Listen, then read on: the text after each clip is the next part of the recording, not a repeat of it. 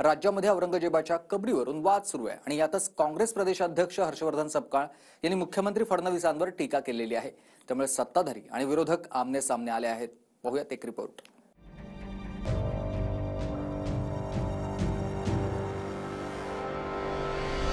राज्यात एकीकडे शेतकऱ्यांच्या आत्महत्यांचा धक्कादायक आकडा पुढे येतोय आणि दुसरीकडे मात्र औरंगजेबाच्या कबरीवरून सुरू असलेल्या वादावर विरोधकांनी निशाणा साधलाय। या वादात काँग्रेसचे प्रदेशाध्यक्ष हर्षवर्धन सपकाळांनी देवेंद्र फडणवीसांवर निशाणा साधलाय। हा क्रूर शासक होता, आज देवेंद्र फडणवीस तेवढेच क्रूर आहेत। सदाकदा धर्माचा आधार घेतात आहे। दुर्दैवानं आज महाराष्ट्रात हा देवेंद्र फडणवीस सारखाच आहे। त्यामुळे औरंगजेब आणि देवेंद्र फडणवीस यांचा कारभार एकसारखा आहे। औरंगजेबाची कबर ही शिवाजी महाराजांच्या इतिहासाची साक्षी आहे। ज्यांच्या रक्तातच औरंगजेबी प्रवृत्ती नसानसात भिनले, कारण काँग्रेसच्या सगळ्या नेत्यांचा जर अशा प्रकारच्या प्रवृत्तीचा इतिहास बघितलात तर त्यांनी कोणाची तळी उचललेत हे आपल्या लक्षात येईल। स्वतःचं एक व्यक्तिमत्व किंवा जनतेच्या मनात विश्वास होईल अशा प्रकारचं काहीतरी करावं, मग तुमच्या बोलण्याला कोणतरी किंमत देईल। छत्रपती शिवाजी महाराजांच्या जिथं जिथं पाऊल खुणा उठल्या त्या ह्याला जेवढं महत्व दिलं तेवढं काँग्रेसच्या राजवटीमध्ये कधी झालं नाही हे आम्ही बघितलंय। आम्ही सुद्धा काँग्रेसमध्ये होतो, माझे वडील सुद्धा काँग्रेसमध्ये होते, महाराज मंत्री होते, नाना इथं बसलेत, नानांनी त्यावेळेला जिल्ह्यातल्या, पण कधीही काँग्रेसनं छत्रपती शिवाजी महाराज आणि संभाजी महाराज यांच्या कार्याला, कामाला जेवढी ताकद, जेवढं महत्व, जेवढं त्याला लोकांपुढे आणायला पाहिजे होतं तेवढं आणलं नाही। आज शिवेंद्रराजे ज्या पक्षात आहे त्या पक्षाला भारताचं संविधान मान्य नाही।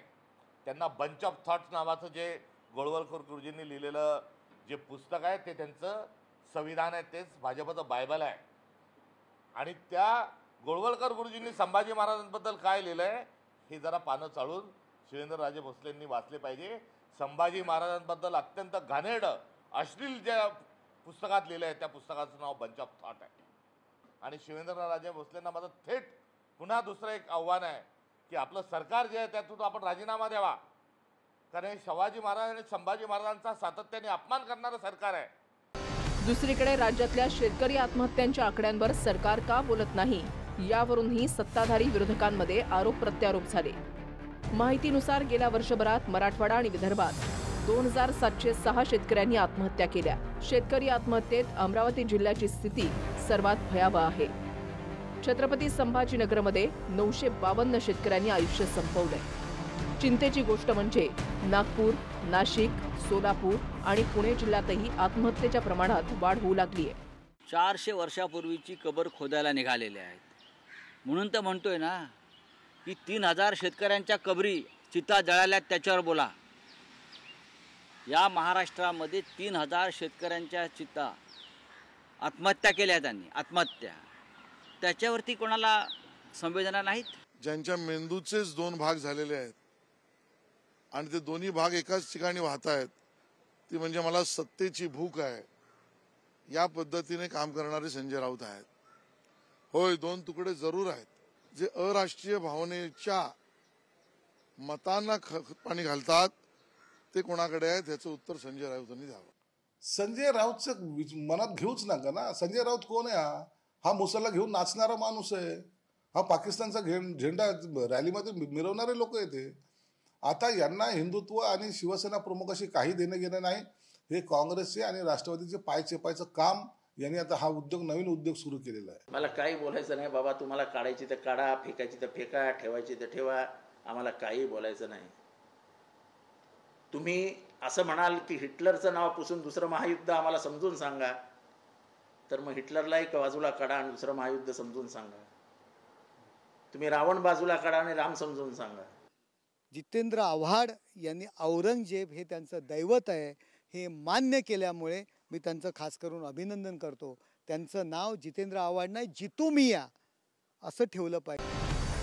अधिवेशनाआधी प्रशांत कोरटकर आणि सोलापूरकर यांच्यासारख्या लोकांनी शिवाजी महाराज, संभाजी महाराज आणि बाबासाहेब आंबेडकरांबद्दल केलेल्या विधानाच्या वादावरून विरोधकांनी सरकारला सवाल केले होते। मात्र अधिवेशनाच्या तोंडावर सपाचे अबू आझमींनी औरंगजेबावरून विधान केल्यानंतर या वादाला फाटे फुटले. नंतर भाजपचे खासदार उदयनराजे यांनीही औरंगजेबाची कबर काढून टाकण्याचं विधान केल्यानंतर हा वाद इथपर्यंत येऊन पोहोचलाय. विविध हिंदुत्ववादी संघटनांनी कबर काढून फेकण्याचे इशारे दिल्यानंतर औरंगजेबाच्या कबरीभोवती पोलीस बंदोबस्त तैनात करण्यात आलाय. सासवड पासून छत्रपती संभाजीनगरला जिल्हाधिकाऱ्याला निवेदन द्यायला जाणार होते. प्रत्येक भारतीय माणसाचा लोकशाहीमध्ये सनदशीर मार्गाने शासनाला निवेदन देण्याचा अधिकार आहे, तेवढं तो बजावणार होते. पण तुम्ही बदनामी केली आमची सगळ्यांची आणि आम्हाला चुकीचे आमच्यावर खोटे आरोप करून आमच्यावर जिल्हाबंदी लादली. ये तो गवर्नमेंट का ये लोगों की सोच है, कुछ लोगों की सोच है, लेकिन ये महाराष्ट्र बहुत अमन और पसंद वाला गांव है और शहर अपने महाराष्ट्र है और ये शहर भी जो ऐतिहासिक शहर है, यहाँ हिंदू मुसलमान कोई जाति भेदी भाव नहीं है यहाँ पर. Bureau report TV9 Marathi.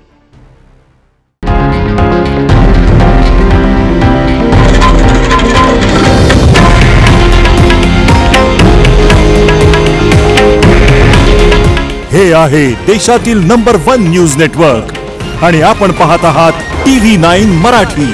काळजी तुमची, हित महाराष्ट्राचं.